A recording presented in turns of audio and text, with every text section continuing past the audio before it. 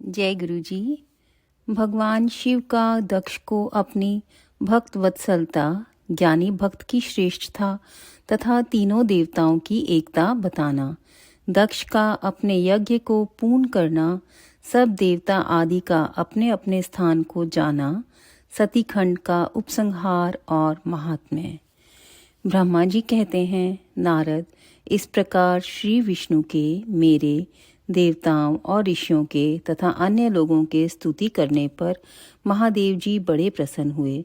फिर उन शंभु ने समस्त ऋषियों, देवता आदि को कृपा दृष्टि से देखकर तथा मुझ ब्रह्मा और विष्णु का समाधान करके दक्ष से इस प्रकार कहा। महादेव जी बोले, प्रजापति दक्ष, मैं जो कुछ कहता हूँ सुनो। मैं तुम पर प्रसन्न हूँ। यद्यपि मैं सबका ईश्वर और स्वतंत्र हूँ, तो भी सदा ही अपने भक्तों के अधीन रहता हूँ। 4 प्रकार के पुण्यात्मा पुरुष मेरा भजन करते हैं। दक्ष प्रजापति उन चारों भक्तों में पूर्व की अपेक्षा उत्तरोत्तर श्रेष्ठ है। उनमें पहला आर्थ, दूसरा जिज्ञासु, तीसरा अर्थार्थी और चौथा ज्ञानी है। पहले के 3 तो सामान्य श्रेणी के भक्त हैं, किंतु चौथा का अपना महत्व है। उन सब भक्तों में चौथा ज्ञानी ही मुझे अधिक प्रिय है। वह मेरा रूप माना गया है। उससे बढ़कर दूसरा कोई मुझे प्रिय नहीं है। यह मैं सत्य सत्य कहता हूँ। मैं आत्मज्ञ हूँ। वेदांत के पारगामी विद्वान ज्ञान के द्वारा मुझे जान सकते हैं। जिनकी बुद्धि मंद है, वे ही ज्ञान के बिना मुझे पाने का प्रयत्न करते हैं।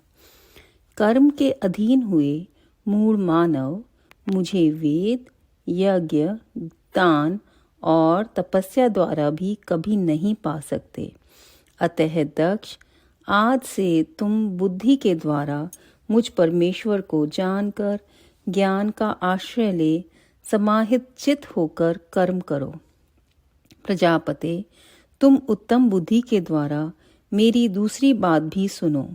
मैं अपने सगुण स्वरूप के विषय में भी इस गोपनीय रहस्य को धर्म की दृष्टि से तुम्हारे सामने प्रकट करता हूँ।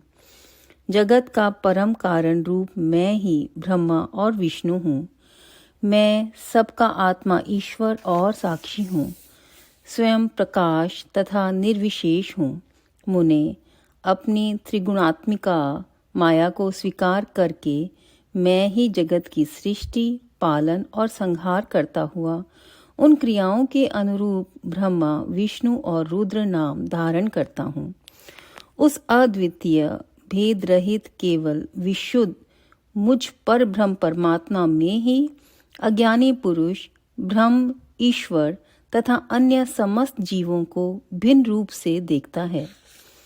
जैसे मनुष्य अपने सिर और हाथ आदि अंगों में ये मुझसे भिन्न है, ऐसी परकीय बुद्धि कभी नहीं करता, उसी तरह मेरा भक्त प्राणी मात्र में मुझसे भिन्नता नहीं देखता।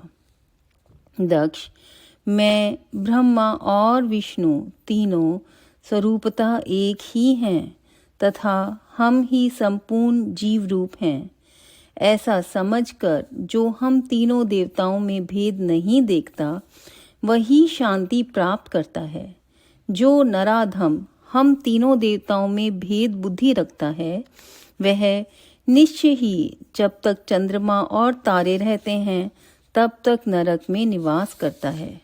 दक्ष, यदि कोई विष्णु भक्त होकर मेरी निंदा करेगा और मेरा भक्त होकर विष्णु की निंदा करेगा, तो तुम्हें दिए हुए पूर्वोक्त सारे शाप उन्हीं दोनों को प्राप्त होंगे और निश्चय ही उन्हें तत्व ज्ञान की प्राप्ति नहीं हो सकती। ब्रह्मा जी कहते हैं, मुने, भगवान महेश्वर के इस सुखदायक वचन को सुनकर सब देवता, मुनि आदि को उस अवसर पर बड़ा हर्ष हुआ।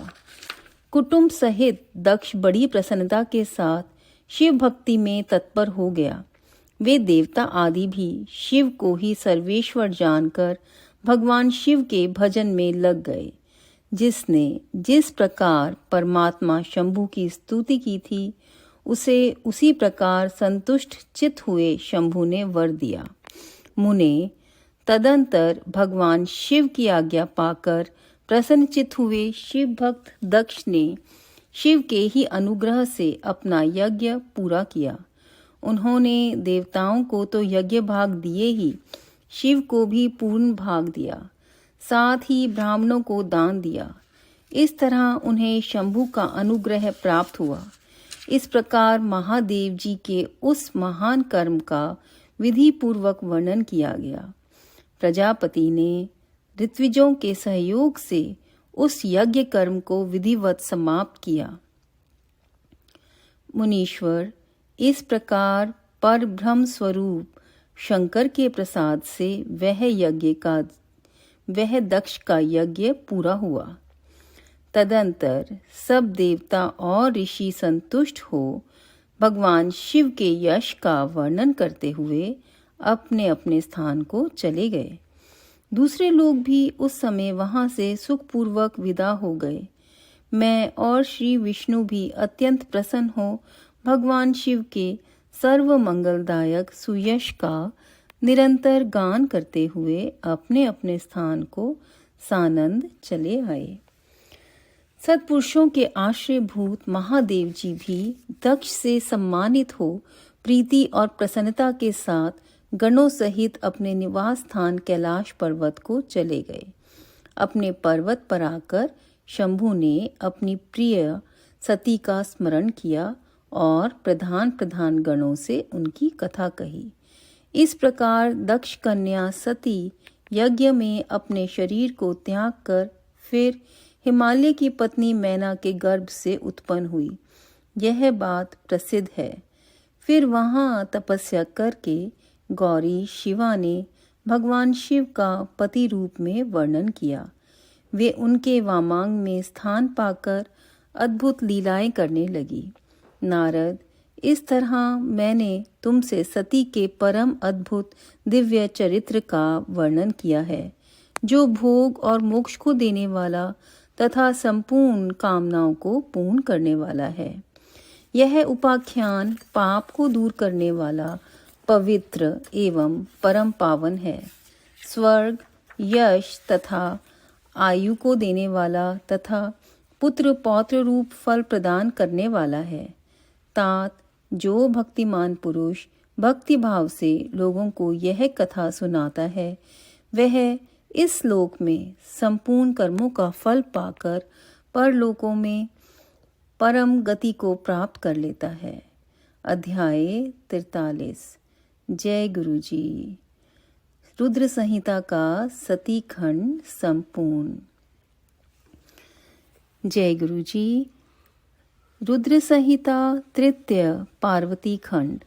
हिमालय के स्थावर जंगम द्विविध स्वरूप एवं दिव्यत्व का वर्णन।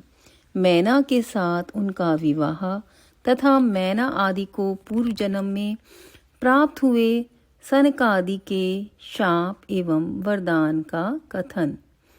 नारद जी ने पूछा, ब्राह्मण, पिता के यज्ञ में अपने शरीर का परित्याग करके दक्ष कन्या जगदम्बा सती देवी किस प्रकार गिरिराज मैना की पुत्री हुई, किस तरह अत्यंत उग्र तपस्या करके उन्होंने पुनः शिव को ही पति रूप में प्राप्त किया, यह मेरा प्रश्न है। आप इस पर भली भांति और विशेष रूप से प्रकाश डालिए। ब्रह्मा जी ने कहा, मुने नारद, तुम पहले पार्वती की माता के जन्म, विवाह और अन्य भक्तिवर्धक पावन चरित्र सुनो। मुनि श्रेष्ठ, उत्तर दिशा में पर्वतों का राजा हिमवान नामक महान पर्वत है, जो महातेजस्वी और समृद्धिशाली है। उसके दो रूप प्रसिद्ध हैं, एक स्थावर और दूसरा जंगम। मैं संक्षेप से उसके सूक्ष्म स्थावर रूप का वर्णन करता हूँ। वह रमणीय पर्वत नाना प्रकार के रत्नों का आकर मतलब खान है और पूर्व तथा पश्चिम समुद्र के भीतर प्रवेश करके इस तरह खड़ा है मानो भूमंडल को नापने के लिए कोई मानदंड हो। वह नाना प्रकार के वृक्षों से व्याप्त है और अनेक शिखरों के कारण विचित्र शोभा से संपन्न दिखाई देता है। सिंह, व्याघ्र आदि पशु सदा सुखपूर्वक उसका सेवन करते हैं। हिम का तो वह भंडार ही है, इसलिए अत्यंत उग्र जान पड़ता है। भली भांति भांति के आश्चर्यजनक दृश्यों से उसकी विचित्र शोभा होती है। देवता, ऋषि, सिद्धि और मुनि उस पर्वत का आश्रय लेकर रहते हैं। भगवान शिव को वह बहुत ही प्रिय है, तपस्या करने का स्थान है। स्वरूप से ही वह अत्यंत पवित्र और महात्माओं को भी पावन करने वाला है। तपस्या में वह अत्यंत शीघ्र सिद्धि प्रदान करता है। अनेक प्रकार के धातुओं की खान और शुभ है। वही दिव्य शरीर धारण करके सर्वांग सुंदर रमणीय देवता के रूप में भी स्थित है। भगवान विष्णु का अविकृत अंश है, इसलिए वह शैलराज साधु संतों को अधिक प्रिय है।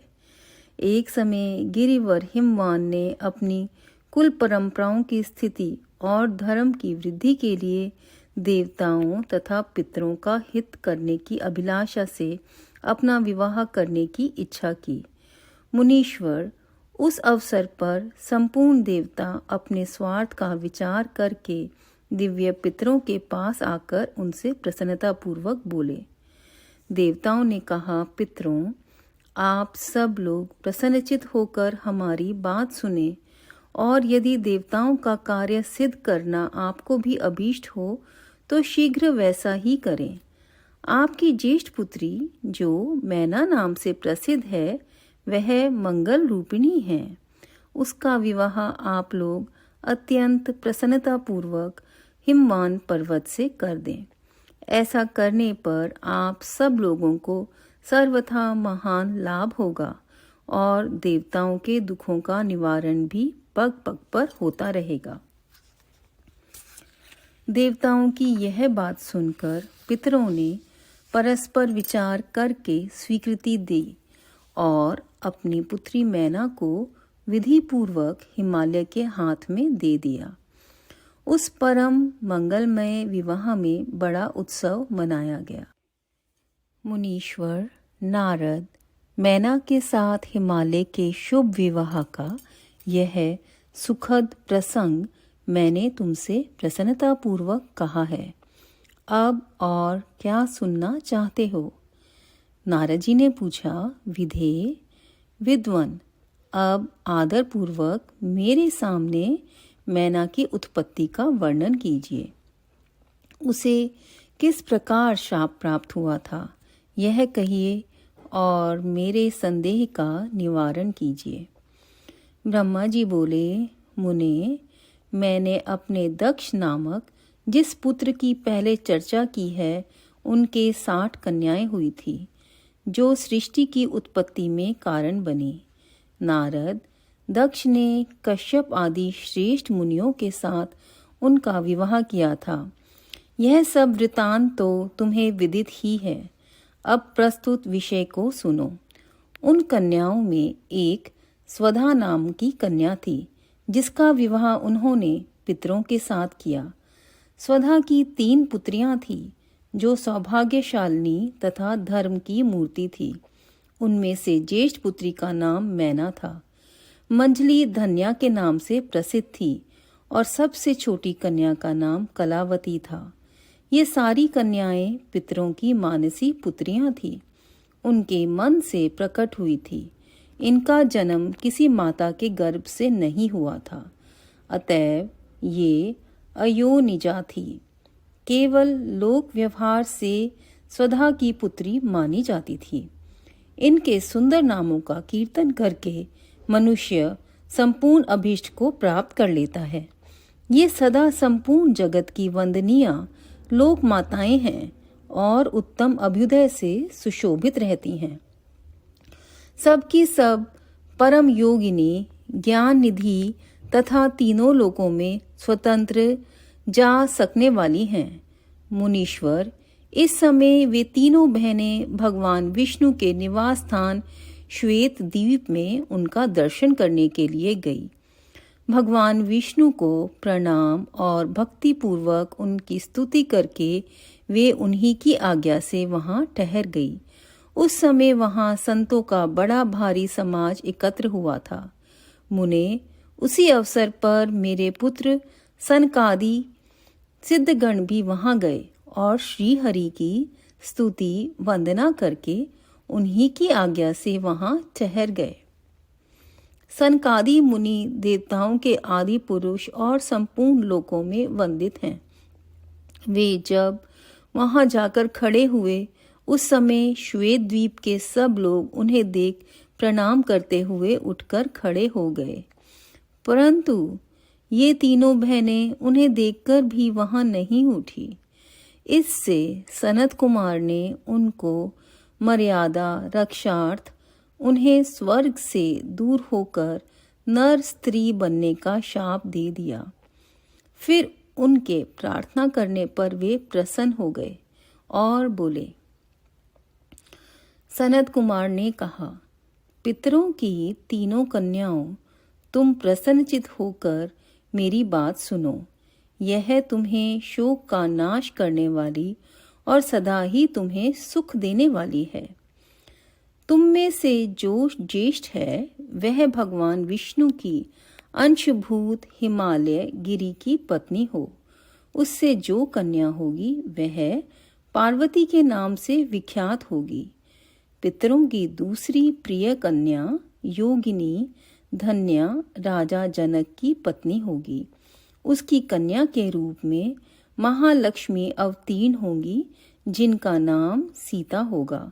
इसी प्रकार पितरों की छोटी पुत्री कलावती द्वापर के अंतिम भाग में वृषभानु वैश्य की पत्नी होगी और उसकी प्रिय पुत्री राधा के नाम से विख्यात होगी।